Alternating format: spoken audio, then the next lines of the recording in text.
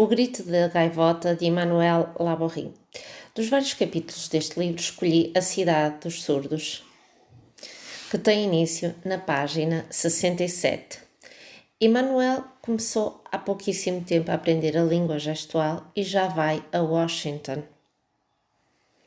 Começou a aprender a língua gestual por incentivo dos seus pais, a pensar no futuro.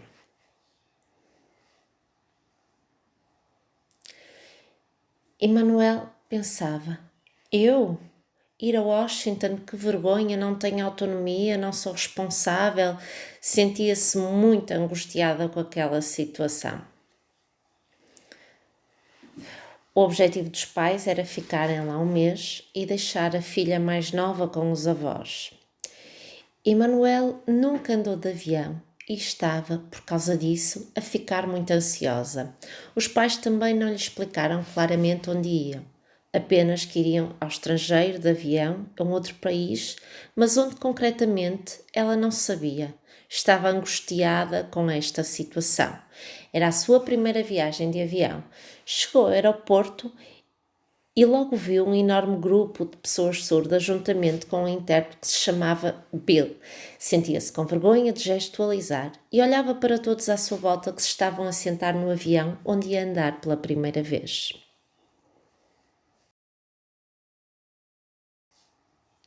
Emmanuel, que iria andar pela primeira vez de avião, estava sentada ao lado de uma colega loira que se chamava Clara e também era surda.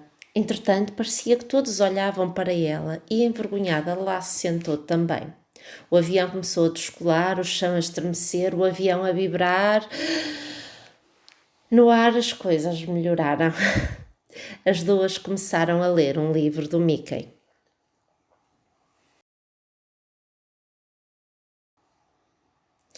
Emmanuel sentiu, ao ler o livro do Mickey, dores horríveis nos ouvidos. Disseram-lhe para comer pastilha elástica. E ela mastigou, mas a dor não passou. A sua colega Clara não sentiu nada, estava louca de alegria. Não sentiu mesmo nada e ela tanto que lhe doíam os ouvidos. Já no solo, recuperou lentamente e as dores desapareceram. Estava nos Estados Unidos, mas não sabia onde.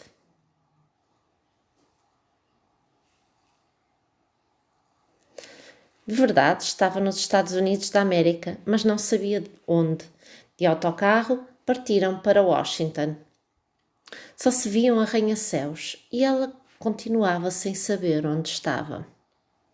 O sol brilhava, estava calor. De repente, olhou e percebeu que estava na Universidade de Gallaudet.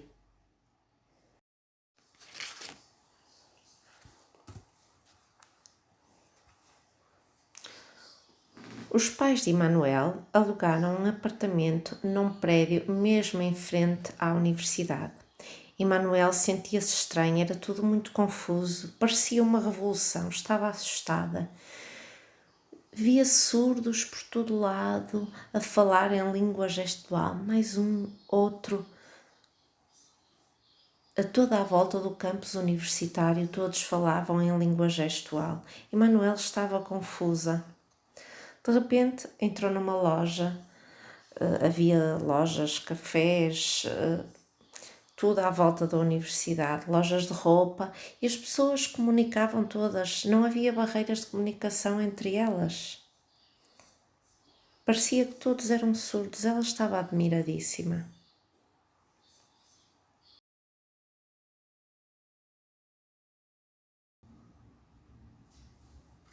Viu várias pessoas à conversa em língua gestual ao mesmo tempo. Ficou de boca aberta de tanto espanto, impressionada, com a cabeça à roda. Em França, evitam usar a língua gestual. Ali era totalmente diferente. Completamente diferente.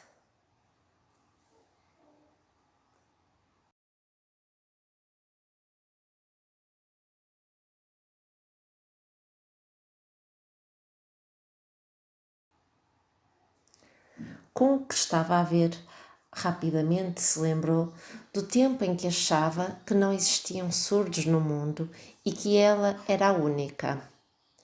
Mas depois de conhecer Gallaudet, percebeu que estava totalmente errada e que existiam muitos surdos para além dela.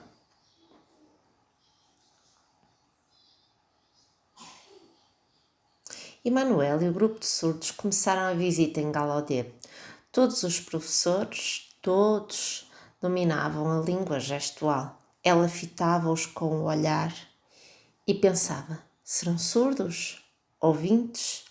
Questionava os colegas, que também não lhe sabiam dar respostas. Nas diferentes disciplinas do currículo, a língua era sempre a mesma, a língua gestual. Em França, onde nasceu, até 1976, a língua gestual era proibida, apenas podiam oralizar. E ela estava a tentar comparar os dois mundos, mas era totalmente diferente.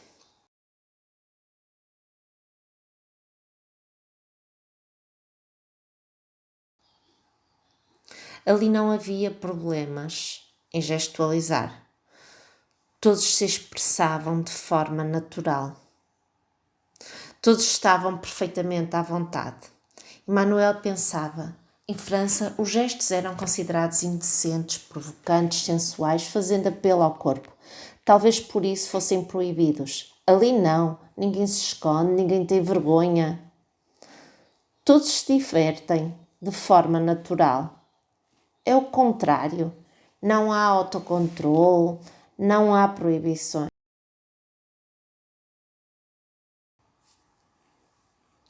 Emmanuel pensava: realmente aqui os surdos têm até um certo orgulho, têm a sua cultura, a sua própria língua, como qualquer outra pessoa. Em França é diferente. O intérprete Bill vai traduzindo ao mesmo tempo do francês, inglês, American Sign Language e a língua de sinais francesa. Tudo ao mesmo tempo. Emmanuel olhava como é que é possível esta tradução. Línguas orais, línguas gestuais. Questionava-se como é que ele era capaz daquele trabalho. Ela não seria capaz. Ela não conseguiria comunicar daquela forma.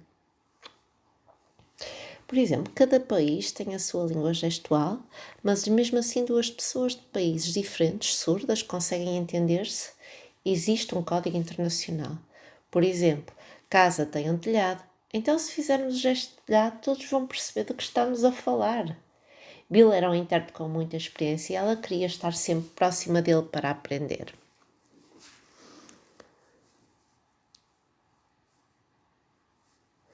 O apartamento onde ficou alojada era perto do campus da Universidade de Gallaudet.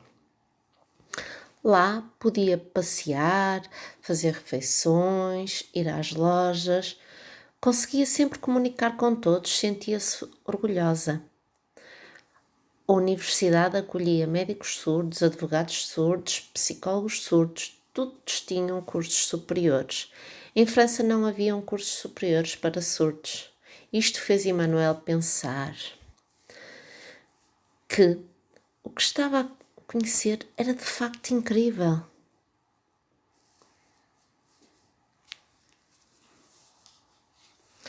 Emmanuel cruzou-se com uma surda cega e questionou como deveria comunicar com ela. Disseram-lhe para não se preocupar, que era fácil.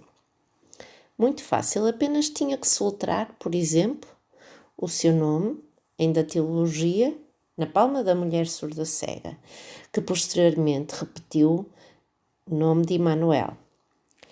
Ela nunca tinha contactado com ninguém surdo cego. Era a primeira vez.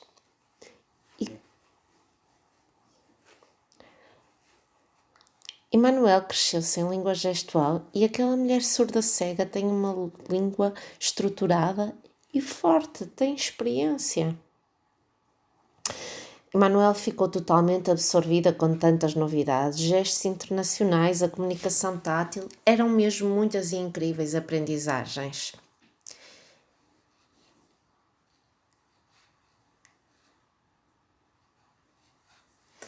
Ela pensava como poderia fazer algo semelhante lá em França. Numa noite, em Washington, entrou com um pé de vento no quarto dos seus pais. Começou a gestualizar e disse-lhes: "Sou surda." Ser surda não queria dizer que não ouvia. Queria dizer apenas que era surda. Eu sou surda. Sentia-se orgulhosa. Tinha uma cultura, uma identidade, uma língua. Começou a dizer a todos que era surda. Não queria dizer que não era ouvinte. Os pais aceitavam-na como ela era e aceitavam a língua gestual. Por isso, perceberam que ficaria feliz e levaram-na até Gallaudet.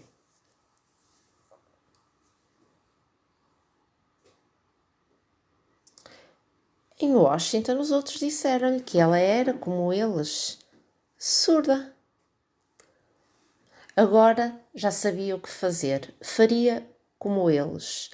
Lutar, estudar, trabalhar e ser o que quisesse. Lutar. Ela agora já sabia que era a Emmanuelle, que tinha um nome gestual, que era surda, e iria lutar e tentar importar este modelo que conheceu também para a França. Emmanuelle refletiu, mas percebeu que havia um problema. Ela tinha sorte, os seus pais aceitavam a língua gestual. E os outros pais aceitariam? Ela tinha algumas dúvidas.